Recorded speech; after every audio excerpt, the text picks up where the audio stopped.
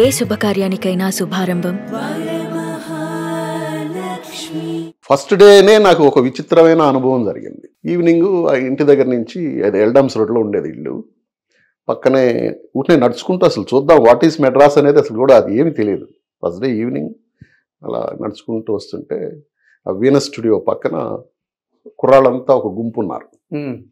కొంచెం తెలుగు మాట్లాడుతున్నట్టుగా అనిపించింది. దగ్గరికి వెళ్ళి ఏంటి ఇది అంటే స్రవంతి మూవీస్ ఆఫీసు, మహర్షిస్ మూవీకి ఇంటర్వ్యూస్ జరుగుతున్నాయి. అప్పటికి ఆ జ్యోతిచిత్ర వీటిల్లో వస్తూ ఉంటాయి కదా, కొత్త వాళ్ళతో చేస్తున్నారు ఇలాంటి న్యూస్లన్నీ. నేను మళ్ళీ గబగబా ఇంటికి వెళ్ళి నా దగ్గర ఒక 2-3 ఫోటోలు తీయించుకున్నాను. అవి పట్టుకొని నేను కూడా గేట్ లోపలికి ఎంటర్ అయ్యాను. ఎంటర్ అవుతానే ఈ వంశీ గారు ఎదురయ్యారు, పెద్ద వంశీ గారు. ఎదురయ్యి ఎవరు అని అన్నాడు. సార్ నేను ఆర్టిస్ట్ని సార్, ఫోటోలు ఇద్దాం. ఏం లేదు బయటెళ్ళు అని అన్నాడు. షాక్ అనమాట అసలు.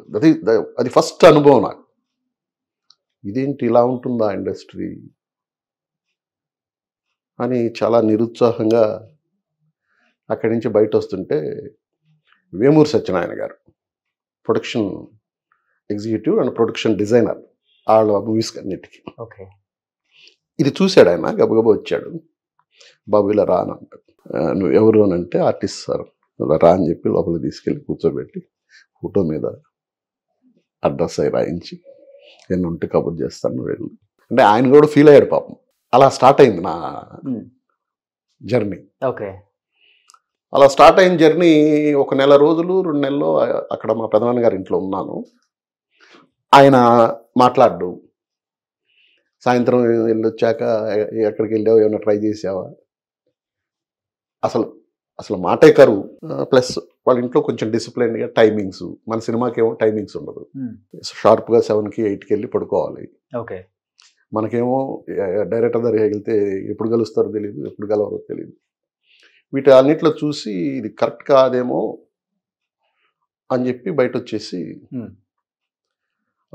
మా ఫ్రెండ్స్, నాతోటి ఇన్స్టిట్యూట్ చేసిన ఫ్రెండ్స్ అప్పటికే రూమ్ తీసుకొని, పాత ఫ్రెండ్స్, కొత్త వాళ్ళు కూడా నాతోటి చేసిన వాళ్ళు కూడా 1-2 ఉన్నారు.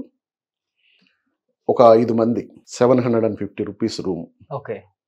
ఒక రూము, ఒక చిన్న కిచెన్ లాంటిది, ఒక వరండా పైన, రంగరాజపురం. అక్కడి నుంచి ఎదురుగా వినయ్ అని డైరెక్టర్, వినయ్ కుమార్. అప్పట్లో 1-2 సినిమాలు చేశారు. ఆయన ఎదురుగా ఇంట్లో ఉండేవాడు. మా ఇంటి కింద నుంచి చూస్తే చిన్న డాబా హౌస్, ఇది 4th ఫ్లోర్ మాది. ఆ డాబా హౌస్లో డైరెక్టర్ ఎన్బి చక్రవర్తి గారు ఉండేవాళ్ళు. మేమున్న ఇంట్లోనే అప్పటి వరకు శంకరాభరణం రాజలక్ష్మి గారు ఉండి ఖాళీ చేసి వెళ్ళిపోయారు. కింద ఒక సినిమా ఆఫీస్ ఉండేది. సినిమా ఆఫీస్ ఉంటే వాళ్ళని బతిమాలుకొని చిన్న పీపీ నెంబర్ ఒకటి పెట్టుకొని ఆ రూమ్లో నా ప్రస్థానం స్టార్ట్ అయింది.